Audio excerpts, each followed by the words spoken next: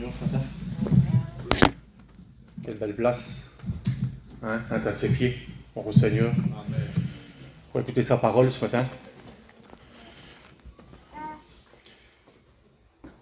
Voilà, prie le Seigneur si vous voulez bien. Amen. Hein, on va demander à Dieu qui vienne nous bénir. Parce que moi je ne veux pas prêcher sans lui.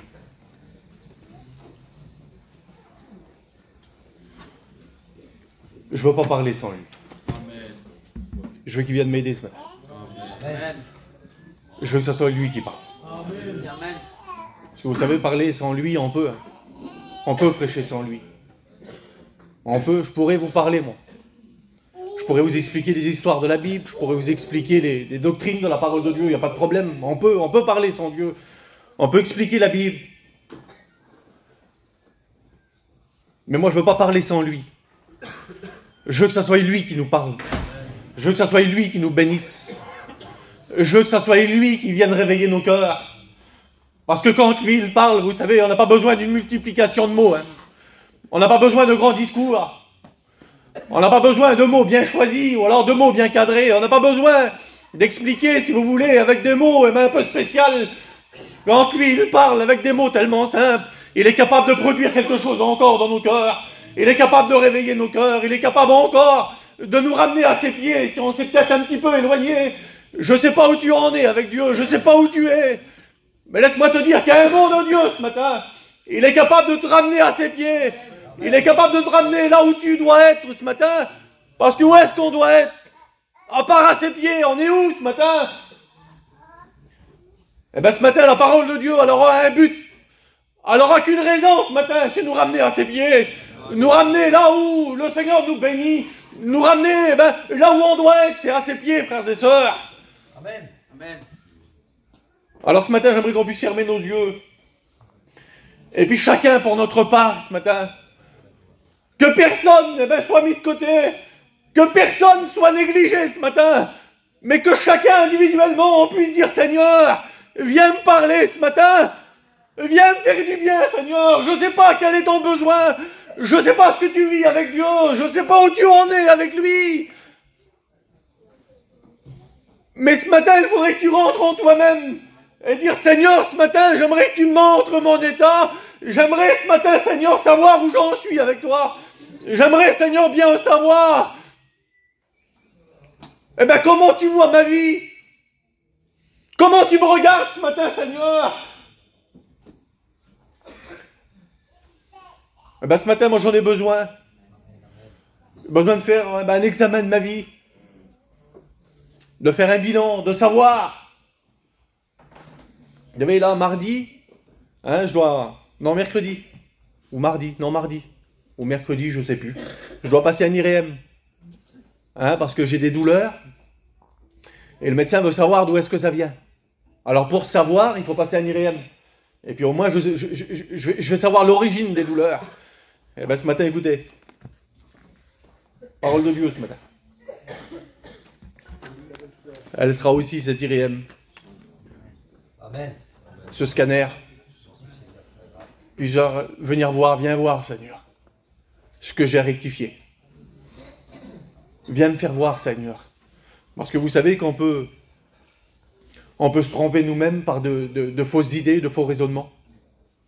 On peut marcher dans une direction et être convaincu dans nos cœurs que c'est la bonne. On peut marcher dans une direction et puis se tromper nous-mêmes, de dire c'est la bonne direction, je suis sur le bon chemin. Et tout en sachant dans notre conscience que le chemin n'est pas bon et que la direction n'est pas celle qu'on doit prendre. Et puis à la force du temps, on se persuade nous-mêmes. Et puis on y va, et puis au bout de quelques kilomètres, puis de quelques minutes, on arrive à se persuader. Et puis il faut bien souvent qu'on arrive au but pour dire c'est pas possible, je me suis trompé. Ça fait des jours et des jours et des mois que je marche dans cette direction. Le Seigneur ce matin voudrait te montrer. C'était sur le bon chemin. Amen. Gloire au Seigneur. Amen. Alors j'aimerais qu'on puisse fermer nos yeux et demander à Dieu qui vienne nous parler ce matin. Hein, je vais demander à notre ancien Sylvano s'il veut bien prier pour nous. On le fait ensemble, l'église, on ferme nos yeux, on se place devant Dieu ce matin. Nous voulons venir pour nous dans cette matinée.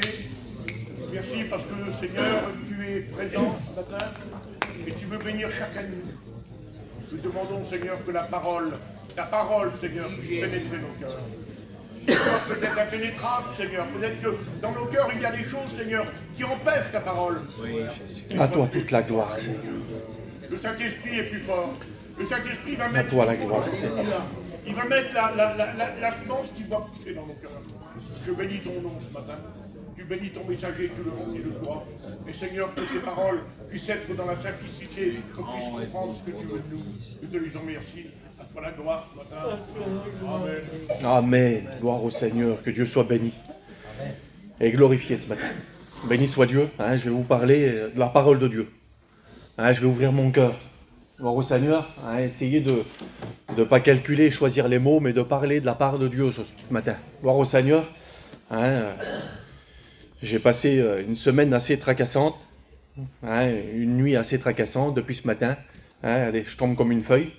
Alors, j'en veux pour mon argent ce matin, Sylvano. Hein, j'ai pas mal été tracassé. Hein, j'ai pas mal été troublé. Mais ce matin, on est bien. Hein, gloire au Seigneur. Je n'échangerai pas ma place pour rien au monde ce matin. Béni soit Dieu, parce que là, je me sens bien. Béni soit Dieu, quand on parle de lui,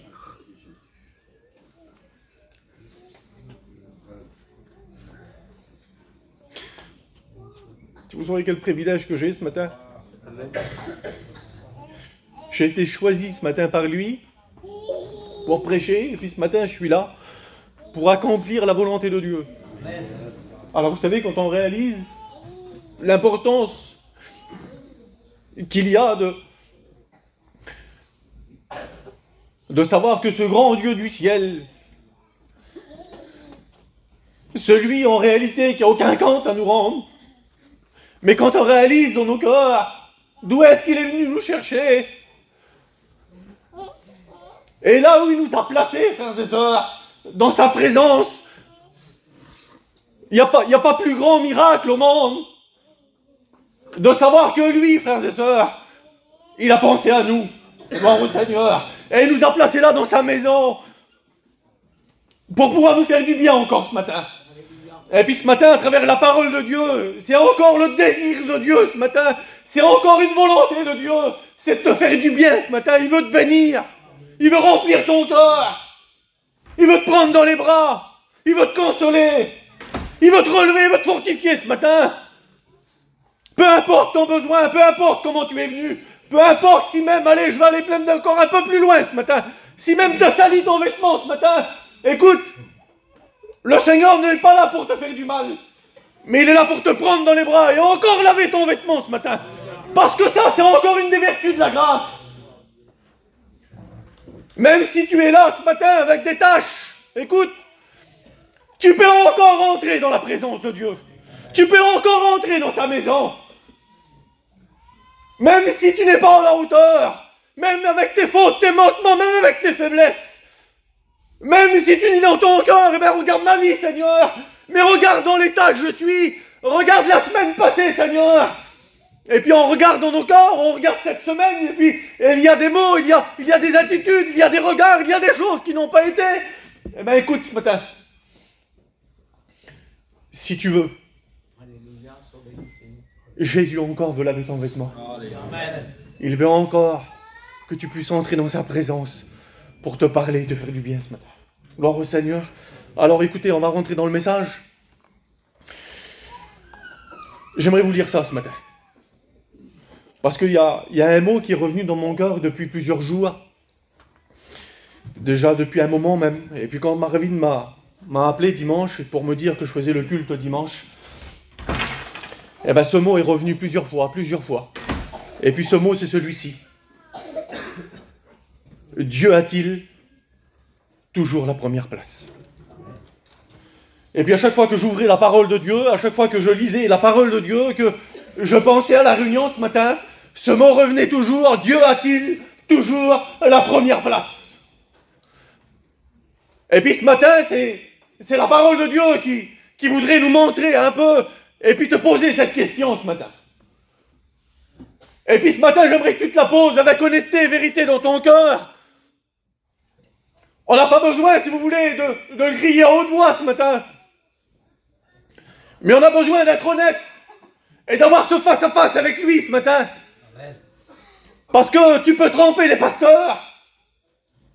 Tu peux tromper peut-être ton compagnon, ta compagne, tes enfants, les gens qui t'entourent. Mais laisse-moi te dire que lui, tu ne pourras jamais le tromper. Tu ne pourras jamais rien dissimuler devant ses yeux. Et puis ce matin, le Seigneur te pose la question. Bien qu'il le sait ce matin, mais il te pose cette question. Et Dieu a-t-il toujours la première place? Amen. Alors ce matin, on va voir à travers la parole de Dieu si c'est vrai qu'il a toujours la première place. Écoutez, je vais lire ces 2-3 versets que j'ai marqués, et après on va rentrer dans la méditation du message. Proverbe chapitre 4 au verset 13. Il dit, retiens l'instruction, ne t'en dessaisis pas. Et dit, garde-la, car elle est ta vie. Proverbe, toujours, chapitre 6 au verset 22. Il parle des instructions de la parole de Dieu. Il parle des commandements, il parle de la volonté de Dieu là. Et dit, la volonté de Dieu, elle te dirigera pendant ta marche.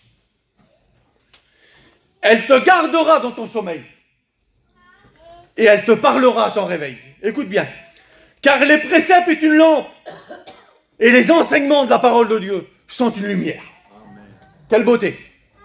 Ils te garderont pendant ta marche. Tu ne pourras plus te tromper. Si autrefois dans le monde on prenait des directions qui n'étaient pas bonnes, si autrefois dans le monde on marchait selon les désirs de ce monde et selon nos penchants, eh bien laissez-moi vous dire qu'aujourd'hui, au fond de Dieu, aujourd'hui l'Église, on ne marche pas comme on veut. Parce que les commandements de Dieu ce matin, la volonté de Dieu ce matin, elle est celle qui nous dirige. Amen. On est conduit, dirigé par lui. Et dans notre sommeil, la parole de Dieu nous dit qu'il nous parlera encore. Et puis à notre réveil, la parole de Dieu demeurera encore fidèle. Elle sera celle encore qui nous enseigne. Gloire au Seigneur, parce qu'elle est une lumière. On ne marche plus dans les ténèbres. On ne pourra pas dire que la parole de Dieu nous a laissé des endroits, si vous voulez, un peu d'ombre, un peu flou, où on pourrait essayer de chercher des excuses. On pourrait chercher des excuses, parce qu'on est les champions du monde pour ça, on est les rois, pour chercher des excuses, des détours. Mais la parole de Dieu nous dit que elle est une lampe, elle est une lumière, l'enseignement est une lumière. Et aujourd'hui, on est en pleine lumière devant la parole de Dieu, et elle voudrait encore éclairer les coins sombres, peut-être, de nos cœurs, nos incompréhensions, nos questions, nos doutes, les choses peut-être qu'on ne comprend pas encore. Eh bien, laisse-moi te dire que la parole de Dieu, les enseignements de Dieu, elle voudrait encore éclairer ce matin les endroits dans ton cœur, les endroits peut-être dans nos vies, qu'il y a encore des zones d'ombre. Eh bien, le Seigneur voudrait nous éclairer et nous placer là, à ses pieds, en disant, écoute, c'est ici que je te veux. Parce que j'ai une volonté de Dieu pour toi.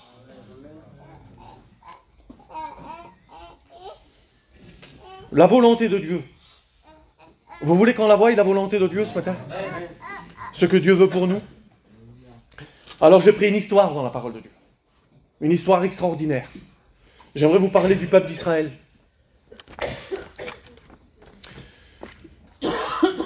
Écoutez, on va lire la Bible. Vous voulez qu'on lise la parole de Dieu ce matin? Amen. Hein, j'aimerais qu'on fasse attention à la parole de Dieu. Dans le livre d'Agée, chapitre 1, et on va lire à partir du verset 2. Écoutez quelle importance. Et j'aimerais que ce matin tu sois attentif à la parole de Dieu. Que ce ne soit pas qu'une lecture. La parole de Dieu nous dit que son nom est la parole. C'est Jésus ce matin. Gloire au Seigneur. La parole a été faite chair. Et elle habite parmi nous pleine de grâce. Et puis ce matin, on ne veut pas la négliger. Béni soit Dieu. Alors là, écoutez ce que la parole de Dieu nous déclare. Livre d'Agée, chapitre 1, au verset 2. Il dit, ainsi parle l'Éternel des armées. Ce peuple dit, le temps n'est pas venu de rebâtir la maison de l'Éternel. Il dit, c'est pourquoi la parole de l'Éternel leur fut adressée par Agée le prophète en ces mots. Est-ce le temps pour vous d'habiter vos demeures lambrissées? Les demeures lambrissées, vous savez ce que c'est? Ce sont des maisons qui sont bien décorées. C'est pas, si vous voulez, une petite cabane. Une demeure lambrissée, c'est quelque chose qui a de l'éclat. Quelque chose qui a de la valeur. C'est une maison qui est soigneusement décorée. Avec des matériaux bien spéciaux. C'est pas choisi, si vous voulez, avec des matériaux qui a été pris là au hasard. Hier, avec ma femme, en revenant sur la route, on a vu, là, vous savez, là où il y a les Roms, qui sont sur le bord de la route. Zinda, ils ont bâti leur petite maison avec les moyens du bord. Alors on voit, il y a des bouts de tôle, des morceaux de bois, il y a du plastique. Il y a des bouts de planche. Ils ont essayé de faire avec les moyens du bord. Mais là, la maison lambrissée, c'est pas fait avec les matériaux du bord. Ce sont des matériaux bien choisis, quelque chose de valeur. Et puis voilà ce que Dieu va leur dire. Il dit, est-ce le temps pour vous d'habiter vos demeures lambrissées? Et il dit, quand cette maison est détruite, ainsi parle maintenant l'Éternel des armées. Considérez attentivement vos voies. Et le mot considérer, c'est prenez à cœur. Et il va dire, prenez à cœur. Et écoutez bien. Vous semez beaucoup et vous recueillez peu. Vous mangez et vous n'êtes pas rassasiés. Il dit, vous buvez, mais vous n'êtes pas désaltérés. Vous êtes vêtus, mais vous n'avez pas chaud. Le salaire de celui qui est à gage tombe dans un sac percé. Ainsi parle l'Éternel des armées. Et il va reprendre ces mots. Considérez attentivement vos voies. Prenez à cœur la parole de Dieu ce matin. Il dit, montez sur la montagne, apportez du bois et bâtissez la maison. Il dit, j'en aurai de la joie et je serai glorifié, dit l'Éternel. Il dit, vous comptiez sur beaucoup. Et voici, vous avez peu. Vous l'avez rentré chez vous, mais j'ai soufflé dessus. Pourquoi, dit l'Éternel des armées? À cause de ma maison qui est détruite. Tandis que vous vous empressez, chacun pour sa maison. C'est pourquoi les cieux vous ont refusé la rosée, et la terre a refusé ses produits. J'ai appelé la sécheresse sur le pays, sur les montagnes, sur le blé, sur le mou, sur l'huile, et sur tout ce que la terre peut rapporter. Il dit sur les hommes, sur les bêtes, et sur tout le travail de tes mains. Verset 14. L'Éternel réveilla l'esprit de Zorobabel, fils de Jéatiel, gouverneur de Juda, et de l'esprit de Josué, fils de Zodjatek, le souverain sacrificateur, et l'esprit de tout le peuple. Ils vinrent et se met à l'œuvre dans la maison de l'Éternel, leur Dieu. Et écoutez, le Seigneur va leur parler à partir du chapitre 2, verset 3. Il dit, quel est parmi vous le survivant qui ait vu cette maison dans sa gloire première? Il parle du premier temple, avant que les Babyloniens l'ont voulu le détruire. Il parle du premier temple, là, de la première maison. Il dit, quel est parmi vous, il dit, le survivant qui a vu cette maison dans toute sa gloire? Et il dit, comment vous la voyez maintenant? Telle qu'elle est? Ou ne paraît-elle rien à vos yeux? Et il dit, maintenant fortifie-toi, dit l'Éternel. Il dit, fortifie-toi, souverain sacrificateur, fortifie-toi, peuple entier du pays, dit l'Éternel. Et travaillez, car je suis avec vous, dit l'Éternel. Je reste fidèle à l'alliance que j'ai faite avec vous. Et il dit, quand vous êtes sortis d'Égypte, mon esprit était au milieu de vous, ne craignez pas. Car ainsi l'Éternel des armées, écoutez bien, encore un peu de temps. Et j'ébranlerai les cieux et la terre, la mer et le sec. J'ébranlerai toutes les nations. Les trésors de toutes les nations viendront. Il dit, je remplirai de gloire cette maison, dit l'Éternel. L'argent est à moi et l'or est à moi, dit l'Éternel des armées. La gloire de cette dernière maison sera plus grande que celle de la première, dit l'Éternel des armées. Et c'est dans ce lieu que je donnerai la paix, dit l'Éternel des armées. Amen. Amen. Gloire au Seigneur. Quelle histoire extraordinaire. Alors je me suis penché un peu sur cette histoire, j'ai voulu regarder. Vous savez, cette histoire, hein, elle est en concordance avec le livre d'Esdras. Et quand on lit le livre d'Esdras, le livre de Zacharie, c'est si vous voulez, les trois livres qui se suivent, c'est la même histoire. Écoutez bien, on la connaît par cœur, cette histoire. On connaît par cœur, si vous voulez, l'histoire d'Israël. Mais voilà ce qui va se passer. Un jour, la parole de Dieu nous déclare ça, que un roi ennemi va venir à Jérusalem. Et puis là, à Jérusalem va se passer un travail extraordinaire.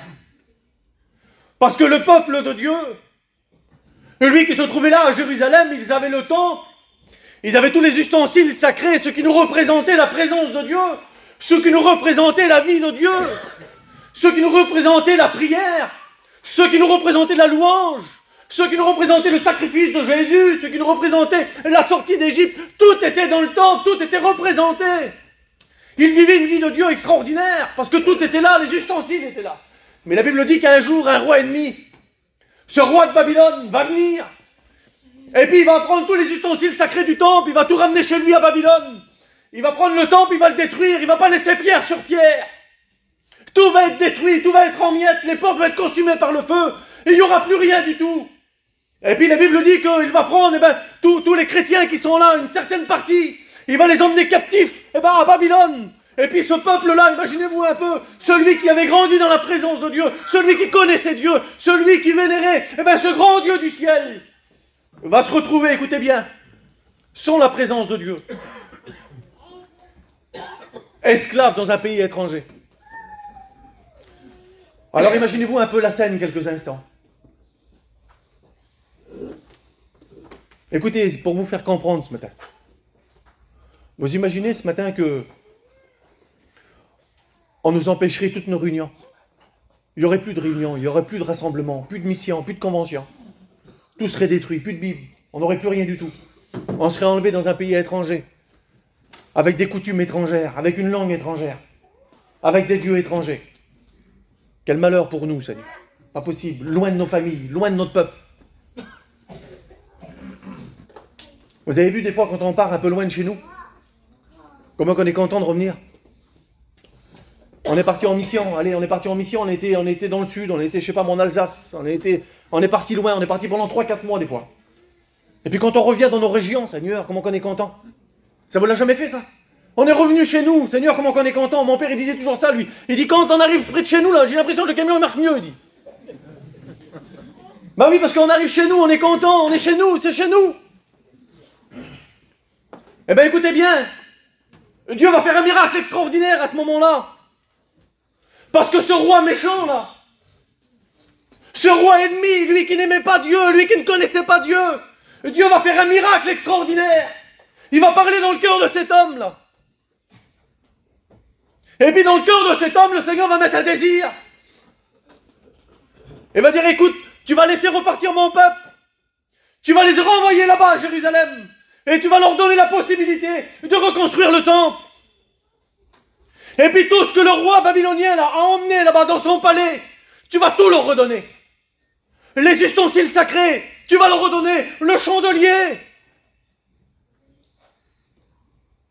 Tout là, l'autel des parfums, la louange, l'adoration. Tu vas tout leur redonner. Ils vont tout ramener chez eux. Et puis ils vont reconstruire ma maison. Parce que Dieu voulait habiter au milieu de son peuple, frères et sœurs. Dieu voulait que son peuple soit à ses pieds. C'est la raison pour laquelle il voulait que le temple soit construit. Parce que dans le temple, c'était là où Dieu parlait, c'était là où Dieu se manifestait. C'était là où les hommes ils rentraient dans la présence de Dieu, où ils voyaient à travers les ustensiles qui étaient là toute la volonté de Dieu. Et puis là, la Bible dit qu'un miracle extraordinaire va se faire. Tout Israël va revenir dans son pays. Amen. Imaginez-vous un peu quel désir. Quand le roi a dû venir vers eux, et puis qu'il a dû leur dire, écoutez, c'est fini pour vous l'esclavage. C'est fini pour vous le pays de Babylone, là, les dieux étrangers. Écoutez, il a pris un édit, il a signé des papiers, il leur a donné, il a dit avec ce papier-là, vous pourrez passer toutes les frontières, vous pourrez rentrer chez vous. Et puis écoutez, tout ce que le roi a pris là, reprenez tout, ramenez, rentrez chez vous. Et puis allez bâtir le temple. Quand ils ont dû se lever un matin et qu'ils ont dû écouter ces paroles-là, imaginez-vous un peu quelle effervescence. Combien qu'ils ont dû rentrer chez eux. Combien qu'il y en a qui ont dû aller voir leur femme. Ma femme, ramasse les affaires, vite, vite. Mais qu'est-ce qui se passe? Qu'est-ce qu'il y a eu? Eh bien, le roi là, le roi Cyrus, il nous a dit qu'on peut rentrer chez nous. On va rentrer vers nous, on va voir nos familles. On va retrouver nos parents, ceux qui sont restés là-bas. On va retrouver nos enfants pour ceux qui ont laissé leurs enfants. On va retrouver notre maison. On va retrouver la présence de Dieu. Amen. Et puis il nous a donné une promesse. Il a dit qu'on va les reconstruire le temple. Oh Seigneur, combien que cette promesse-là, elle a dû revenir parce que c'est la promesse que Dieu leur avait faite. Quand on lit toutes ces promesses, le temps me manque. Mais on pourrait lire les promesses que Dieu leur avait faites quand ils étaient là-bas à Babylone. Que tous ceux qui étaient dispersés. Écoutez, j'aimerais vous la lire quand même. Un livre de Sophonie, chapitre 3, et au verset 20. On a le temps ce matin. Amen. Devant Dieu, on est bien. Moi, je suis bien ce matin. Un peu chaud, mais ça va.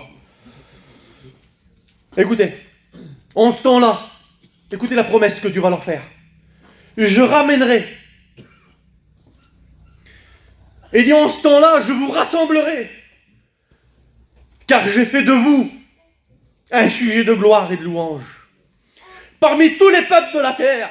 Et dit, quand je ramènerai vos captifs sous vos yeux, dit l'Éternel. Et cette promesse-là était dans leur cœur.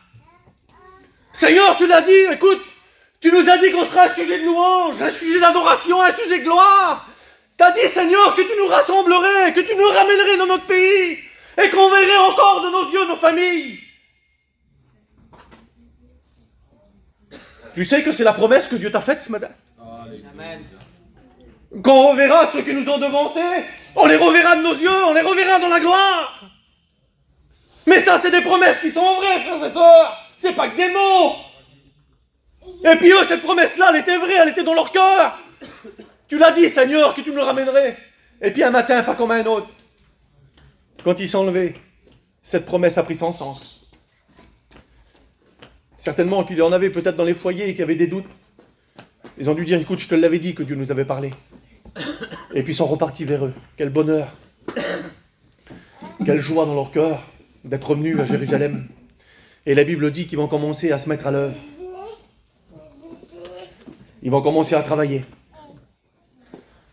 Quel bonheur. Imaginez-vous un peu comment, quand ils ont dû arriver à Jérusalem, là, tout le peuple entier. Quelle joie, Seigneur. Comment ça devait chanter des cantiques. Combien de louanges, combien de remerciements. Combien ils devaient être au pied du Seigneur. Et combien ils devaient l'adorer, Seigneur. Ils devaient rien voir. Pour moi, il n'y avait rien d'autre que la louange. Il n'y avait rien d'autre que l'adoration. Il n'y avait rien d'autre que ce sujet de conversation, la gloire de Dieu. On devait parler de rien d'autre. Ça devait être leur sujet de conversation. Ça devait être leur sujet. Imaginez-vous un peu, quel miracle. Arriver à Jérusalem. Et puis là, ils vont commencer à travailler. Vous savez, de l'arrivée à Jérusalem jusqu'à l'achèvement du temple, là où il y a eu une inauguration, il y a 22 ans qui s'est passé. Mais pendant ces 22 ans-là, il y a eu des choses terribles. C'est que quand ils vont commencer à reconstruire le temple, au bout de 15 ans, le prophète va arriver à Jérusalem. Il va faire le tour de la ville. Et il va faire un constat terrible. Parce que imaginez-vous un peu, 15 ans de travail. Le temple aurait dû être fini en... Parce qu'ils ont mis 2-3 ans à peu près pour faire le temple. Aller jusqu'à 3-4 ans. Mais là, 15 ans après, il arrive, le temple est toujours en ruine. Il n'y a pas pierre sur pierre qui a été mis. Et puis quand il va faire le tour de la ville, il va commencer à regarder les maisons. Il va regarder les gens vivre. Il va regarder leur activité. Il va regarder leurs désirs. Il va regarder leur vie. Parce que imaginez-vous un peu que Dieu regarde son peuple ce matin. Vous savez que Dieu a les regards sur son peuple ce matin. Amen. Tu sais que Dieu a les regards sur toi ce matin. Et puis j'aimerais te reposer cette question maintenant. Est-ce qu'il a toujours la première place? Amen. Rappelle-toi quand tu t'es converti ce matin. Rappelle-toi quand tu t'es donné à Dieu. Rappelle-toi ce matin quand des ténèbres tu es passé à la lumière. Rappelle-toi ce matin que quand de Babylone tu es revenu à Jérusalem. Le désir, le feu dans ton cœur. Seigneur, quel feu, c'est pas possible. Moi je me rappelle, quand je me suis donné au Seigneur, je me rappelle moi ce désir dans mon cœur. Bien qu'il y a quelques années, mais je me rappelle, Seigneur. Je me rappelle le feu que Dieu avait déposé ici, là. Je me rappelle, Seigneur, que quand je venais à la réunion, le désir que j'avais de prier le Seigneur, d'élever mon cœur devant lui, la valeur que les réunions avaient, parce que nous, on n'avait pas le droit d'aller à la réunion. C'était interdit pour nous d'y aller. Alors quand j'avais la possibilité d'aller à la réunion, quand j'avais le droit de rentrer dans une réunion, imaginez-vous un peu ce qui se passait ici, là. Parce que vous avez ce grand privilège de grandir dans des foyers chrétiens, de connaître l'évangile, de vivre la liberté, mais pour nous, on ne connaissait pas ça. On n'avait pas le droit, nous. J'avais pas le droit de venir à la réunion. Un matin, un dimanche, je me suis habillé, je voulais aller au culte. Ma mère, elle était dehors, elle était en train de faire le café. Je vois encore l'image devant moi. Elle a dit, tu vas où? Elle m'a dit, je vais à la réunion avec eux, là. Elle a dit, recouche-toi tout de suite.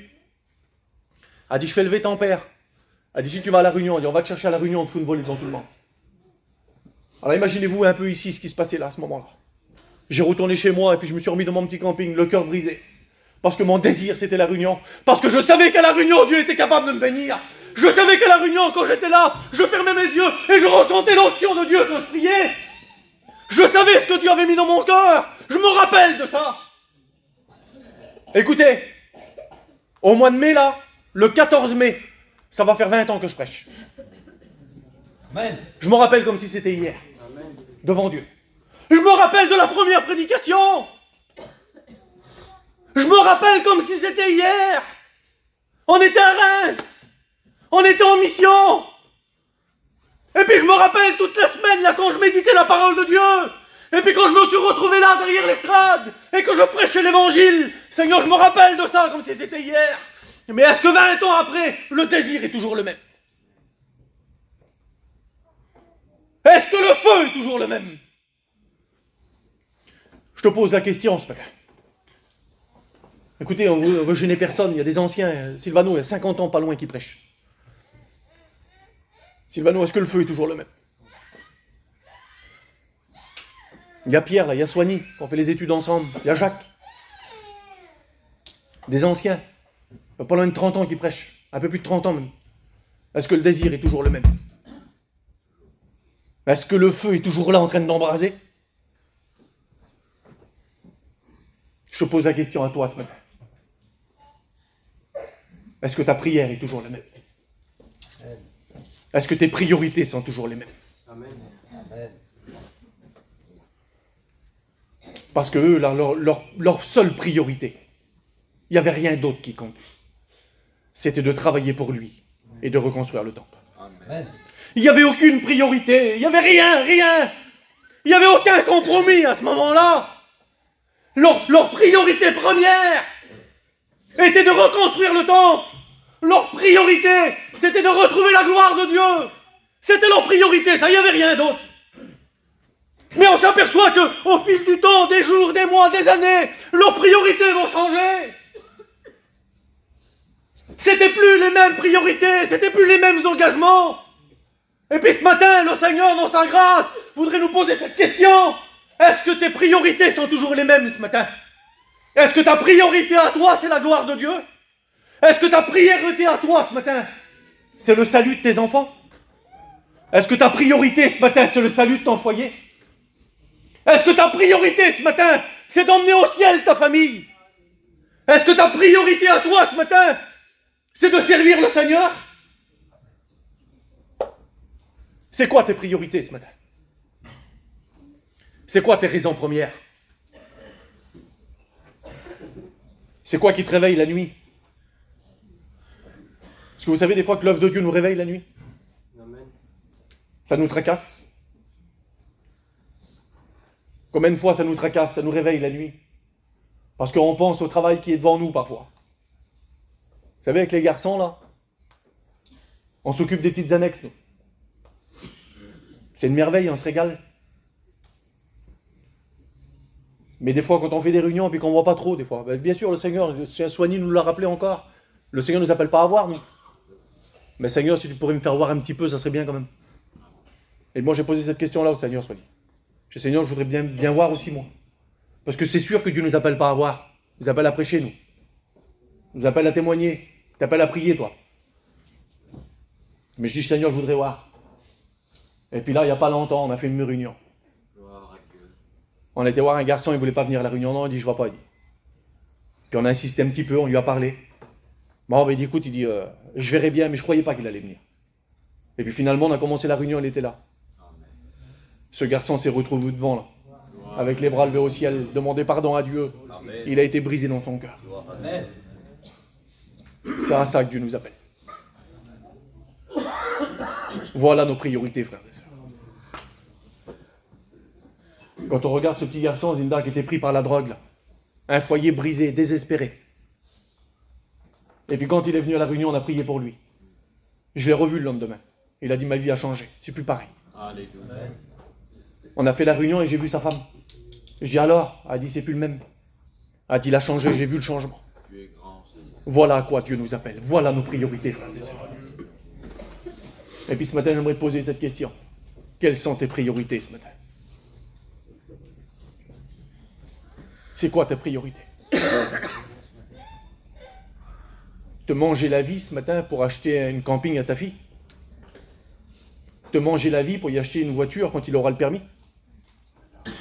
De vouloir ressembler aux autres? Parce qu'aujourd'hui, vous savez, c'est ça. Hein. Tout est médiatisé, tout sur les réseaux sociaux.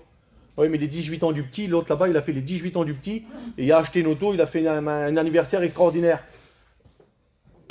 Puis nous, on ne peut pas. Pas possible au monde. Comment on va faire? Alors tu te manges la vie. Parce que tu veux faire comme les autres, ils ont fait. Tu veux aussi, toi, qu'à 18 ans, il a la grosse voiture, avec tous les bougies sur le gâteau.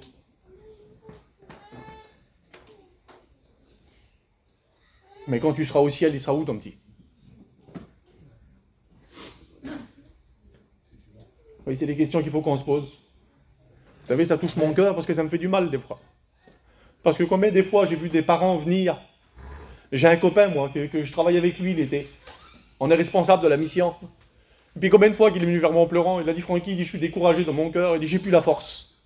Il est responsable de la jeunesse, le garçon. Et puis il me disait, il dit, je veux m'enlever de la responsabilité de la jeunesse. Il dit, parce que mon cœur, il est brisé.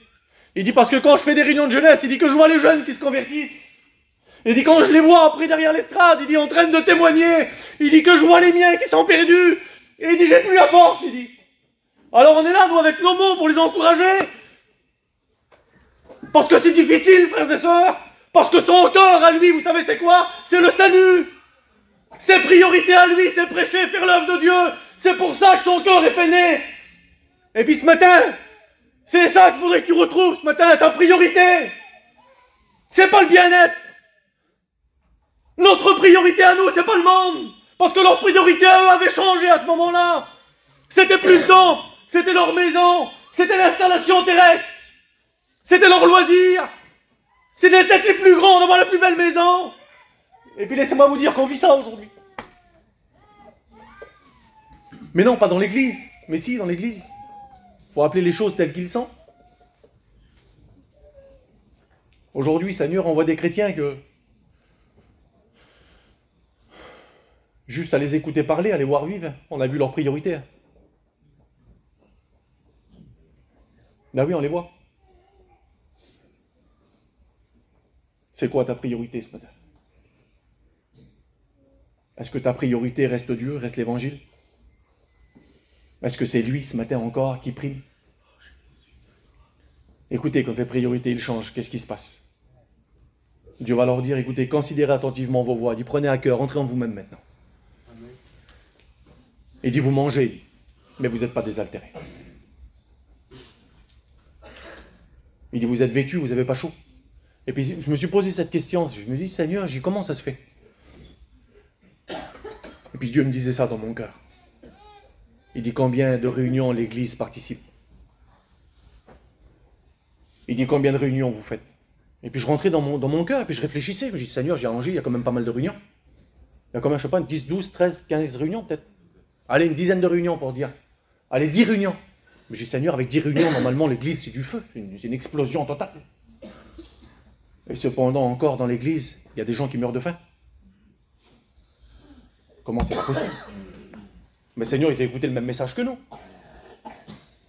Tu as écouté le même message que nous. Tu as écouté les mêmes cantiques. Tu as écouté le même pasteur prêcher là. On a participé aux mêmes réunions. On est dans la même église. On est dans la même ville. Tout est pareil. Et cependant, il y en a qui sont bénis, qui sont remplis de Dieu, où la parole de Dieu produit. Et puis d'autres, ils sont là et ils meurent de faim. Il n'y a rien en eux. Mais qu'est-ce qui s'est passé alors? Ben, c'est que leur priorité n'était pas la même. C'est que la priorité avait bien changé. Leur priorité, c'était quoi? Ben écoutez, j'ai marqué ça. 2 Corinthiens chapitre 11 au verset 3. Toutefois, de même que le serpent séduit Ève par sa ruse, il dit, je crains que vos pensées ne se corrompent et se détournent de la simplicité à l'égard de Jésus-Christ. Comment c'est pas possible, Seigneur? Lorsque l'apôtre Paul va rappeler à l'église de Corinthe, il dit, ce que je crains, dit l'apôtre Paul, ce que je redoute, il dit, quand je vais partir, et ça c'était une crainte dans son cœur, il dit, c'est que vos pensées, il dit, c'est que vos désirs, vos priorités se détournent de la simplicité à l'égard de Jésus-Christ. Et puis aujourd'hui, Seigneur, quand on écoute parler les gens, quand on écoute parler, quand on va dans les foyers, qu'on discute, vous savez, des fois, quand on écoute parler les gens, moi je les écoute parler. Alors on n'est pas des psychologues, vous avez bien compris. Mais on voit tout de suite où est-ce qu'ils veulent en venir. Bah aujourd'hui, Seigneur, la simplicité, c'est quoi la simplicité? La simplicité, c'est de ne pas regarder au pasteur qui prêche. C'est pas regarder à celui qui chante. Mais c'est regarder celui qui est présent dans ce lieu-là. C'est ça la simplicité. Que l'apôtre Paul, il avait crainte quand il allait partir, que le peuple allait perdre ça.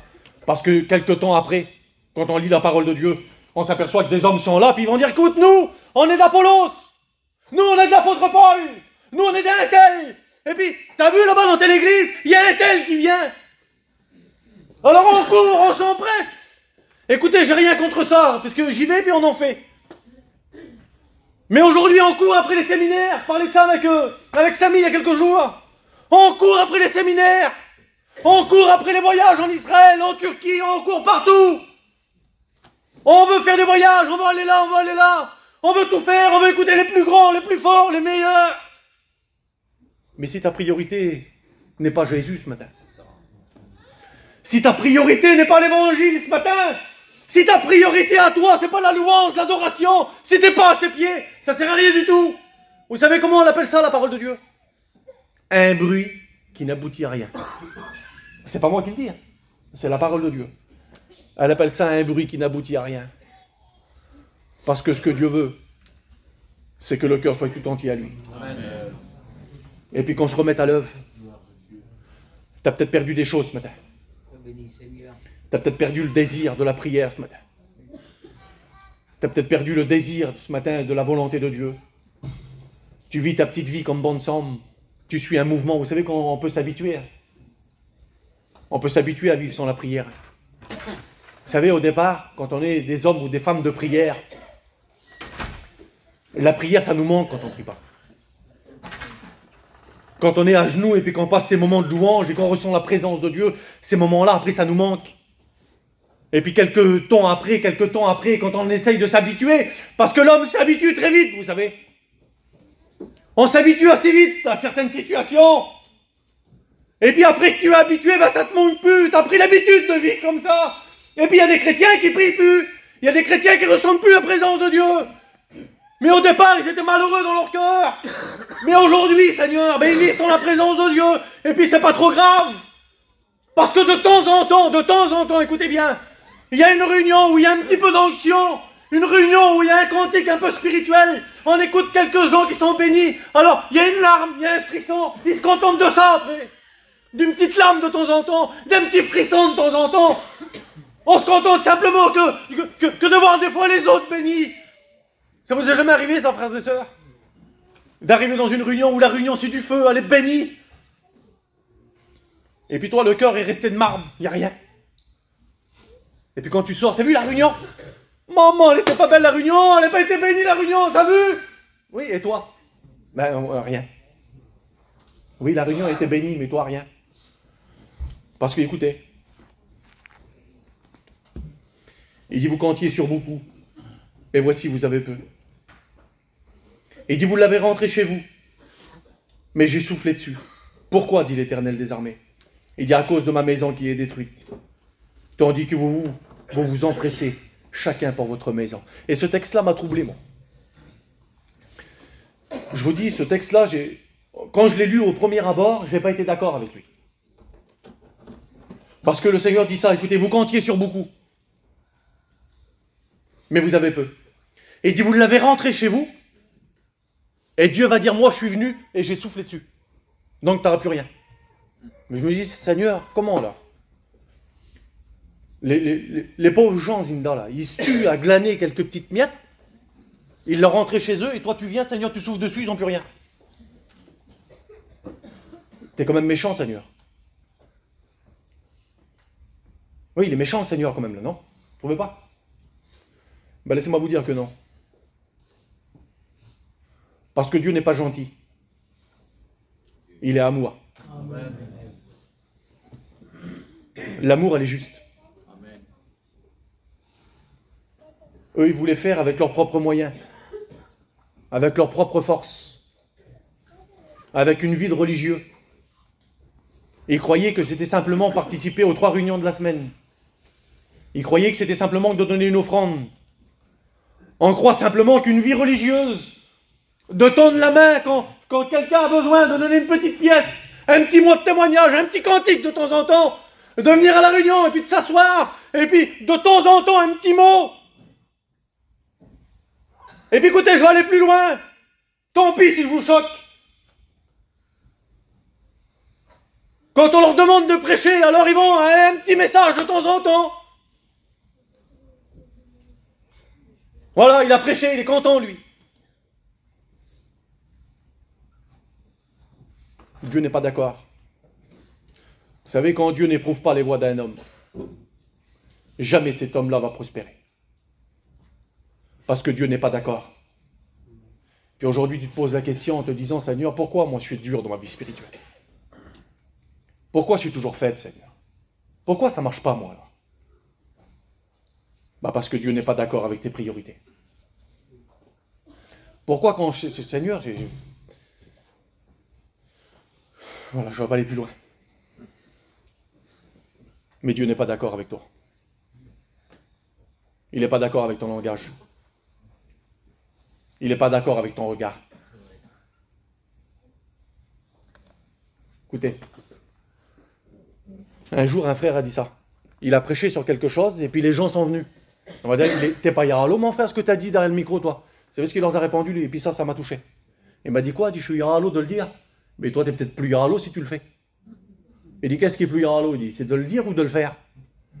Eh bien, laissez-moi vous dire, frères et sœurs, qu'aujourd'hui, on vit dans un monde où Dieu n'est plus d'accord avec ce que tu regardes sur ton téléphone. Dieu n'est pas d'accord avec ça. Vous voyez ce que je veux dire? Avec ton regard, Dieu n'est pas d'accord. Parce que vous savez, aujourd'hui, hein, quand on parle, les gens le voient, hein, mais quand on regarde, personne ne voit rien. Et puis il y a peut-être des regards que t'emmènent loin de la présence de Dieu ce matin. Et puis voilà la raison pour laquelle Dieu n'est plus d'accord. Et puis le peu que tu avais, Dieu a soufflé dessus, tu n'as plus rien. Parce que ton regard n'est pas bon. Tes pensées ne sont pas bonnes. Vous savez, le diable, il agit sur ses formes. C'est son terrain à lui. Voilà le diable de la façon dont il s'y prend pour détruire et faire du mal.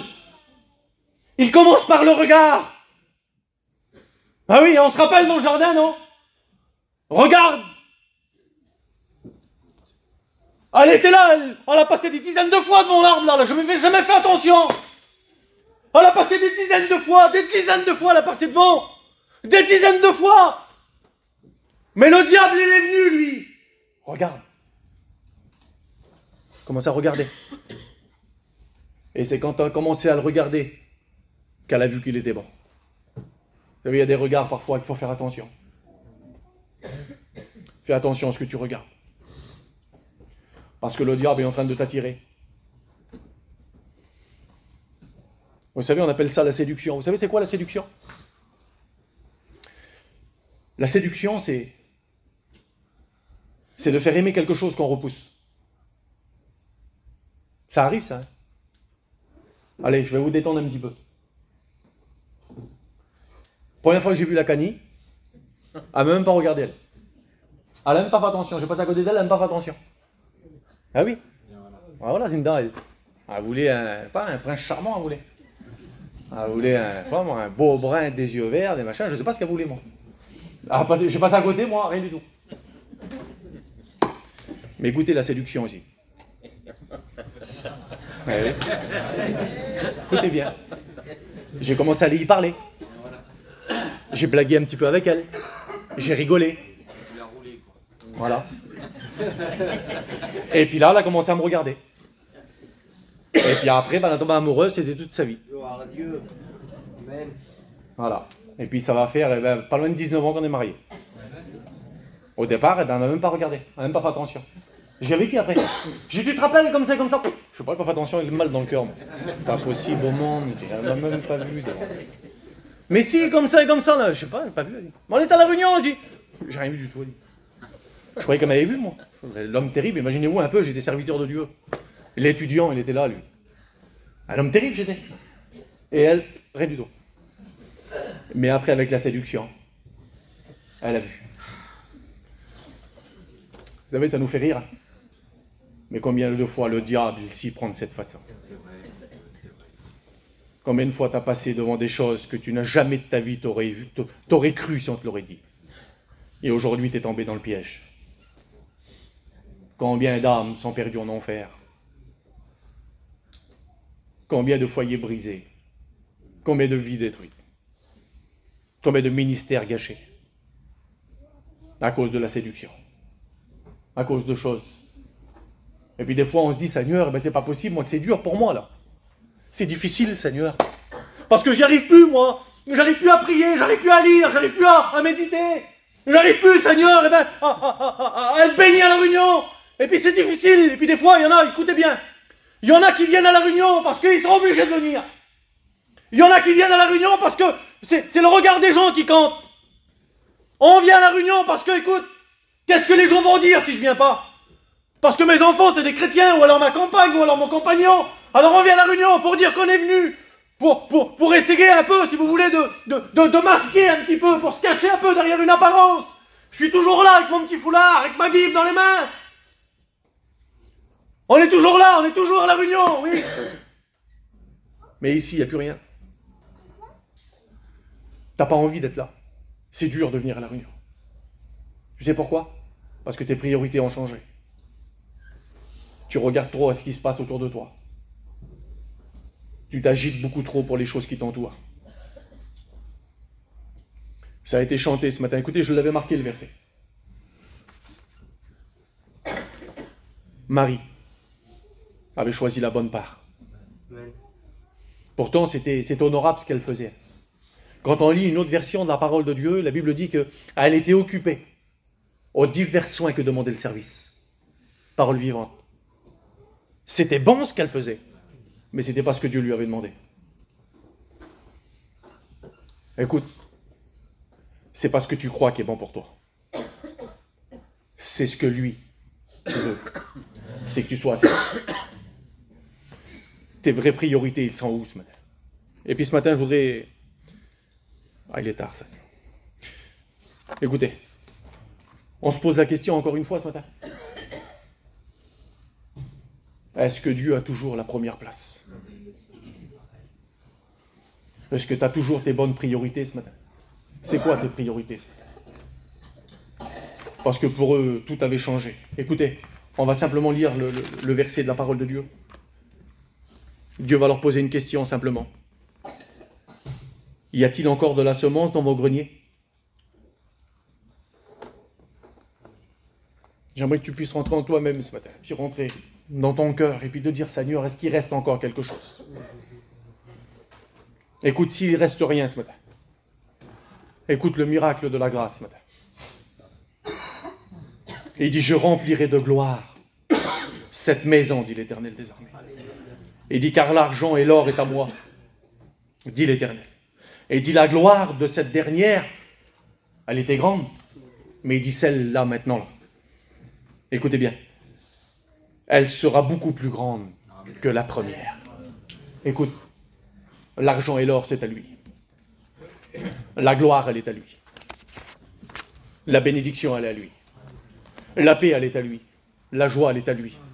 Le feu que tu as besoin, c'est à lui.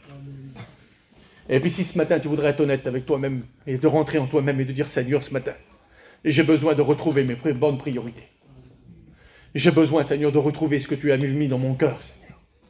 Si tu as peut-être perdu du temps avec les choses du monde, tu as peut-être perdu du temps des fois avec tes priorités. Vous savez, je parlais de ça avec ma femme il y a quelques jours. Moi, la chasse, j'aurais pu faire des milliers de kilomètres. Devant Dieu, hein. Des milliers de kilomètres. Vous savez, moi, écoutez, j'ai attrapé de l'arthrose dans les cervicales. Et j'ai une hernie discale, un début d'hernie discale, dans le cou. Donc quand j'allais à la chasse, que je restais longtemps, si vous voulez, dans la froid avec la carabine, là, je restais 2 jours couché, tellement que j'avais mal. Et bien imaginez-vous un peu que je savais que j'allais souffrir le martyre, mais tellement que j'aimais la chasse, j'allais quand même à la chasse. Alors il y en a qui pourraient dire, c'est de la folie, t'es insensé, t'es un fou mon frère. Oui, mais c'était quelque chose que j'aimais, c'était plus fort que moi. Devant Dieu, c'était une priorité terrible pour moi. J'aurais pu louper une réunion pour aller à la chasse. Je vais loin. Et puis un jour, j'ai rentré en moi-même et puis je dis, Seigneur, eh bien écoutez, je vais changer mes priorités. Parce que ça m'empêchait d'aller à la réunion et puis ça me faisait beaucoup souffrir. Eh bien j'ai pu être à la chasse. Alors ça me manquait. Je vous dis, au départ, ça me manque. Devant Dieu, ça me manquait. Parce que j'ai mes beaux-frères, moi, on est dans le même terrain. Et puis eux, ils vont à la chasse. Alors quand je les voyais habillés, qu'ils allaient à la chasse, des fois, je les appelais. Alors les plus grands nargueurs de la terre, c'est bien eux, vous avez bien compris. Alors ils m'envoyaient des photos, là. Des cerfs, des biches, des sangliers. Je dis, c'est pas possible au monde. Et moi, tout seul dans le chalet. Ben oui, tu meurs. Tu comprends bien. Mais nos priorités, frères et sœurs. Parce que ça m'empêchait d'aller à la réunion, ça. Parce que quand j'allais à la chasse, je restais 2 jours couché. Je ne pouvais pas aller à la réunion. Eh bien, mes priorités, c'était les réunions plutôt. Eh bien, j'ai vite fait le choix. Et puis, si vous sauriez comment le Seigneur m'a béni, devant Dieu, c'est extraordinaire. Parce que quand on fait des priorités, la parole de Dieu, Dieu nous bénit. Il remplit nos greniers. Alors, ce matin, écoute, rentre en toi-même. Place-toi devant Dieu, le Seigneur, ce matin. Et puis, réfléchis. Il sent où tes priorités. Alors si peut-être tu as perdu du feu, eh ben demande au Seigneur qu'il vienne le ranimer ce matin. Demande qu'il vienne ramener toutes ces valeurs, tous ces ustensiles du temple là, que tu as perdus, le chandelier qui nous représente la présence de Dieu, l'autel des parfums, la louange, tu as peut-être perdu tout ça. L'ennemi est venu, et puis il l'a pris, peut-être il l'a ramené à Babylone. Eh bien le Seigneur ce matin voudrait tout ramener dans sa maison, il voudrait tout remettre en toi ce matin. Mais il suffit que tu sois honnête avec toi-même. Que tu n'attends pas une appel particulière ou un cantique particulier. Non, c'est entre toi et Dieu ce matin. Réponds ton cœur devant Dieu. Demande-lui ce matin, il est là pour te bénir. On prie le Seigneur ensemble. On se place devant Dieu ce matin. On rentre en nous-mêmes. On fait cet examen, Seigneur. Ce matin, j'ai besoin, Seigneur, de reconstruire. J'ai besoin, Seigneur. Peut-être que j'ai perdu du temps avec mes maisons lambrissées. J'ai peut-être perdu du temps avec mes loisirs, peut-être perdu du temps, Seigneur, avec mes regards, mes penchants, mes désirs. Mais Seigneur, je voudrais retrouver mes priorités ce matin. Ma priorité, c'est tes pieds. C'est la croix, c'est le service, c'est te plaire. C'est le salut de mon foyer, le salut de mes enfants. C'est d'accomplir, Seigneur, ce que tu as mis dans mon cœur. Tous ces projets, Seigneur, tous ces désirs que tu as pour moi. Seigneur, je ne veux pas passer à côté ce matin.